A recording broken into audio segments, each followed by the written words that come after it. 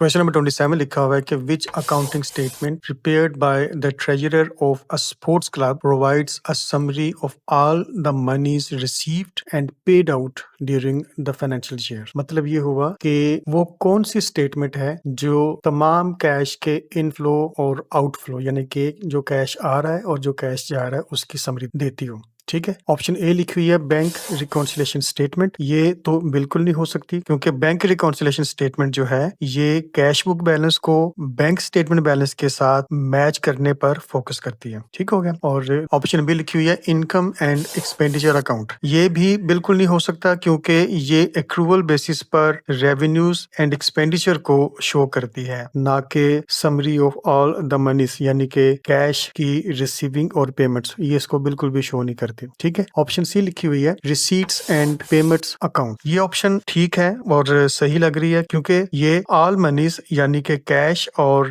Bank transactions की summary show करती है। आप यूं कह लें कि ये कैश बुक समरी की तरह होती है। ठीक है, तो ये ऑप्शन सी ठीक लग रही है। ऑप्शन डी है स्टेटमेंट ऑफ फाइनेंशियल पोजीशन। ये भी ठीक नहीं है क्योंकि ये at the end of year club के तमाम एसेट्स, लायबिलिटीज और एक्यूमुलेटेड फंड को शो करवाती है, ना कि ऑल द मनीज यानी कि कैश का इनफ्लो और आउटफ्लो। ठीक है, ये कैश की रिसीविंग और कैश की पेमेंट्स को बिल्कुल भी डील नहीं करती। तो ऑप्शन सी जो है वो करेक्ट ऑप्शन है। ठीक हो गया।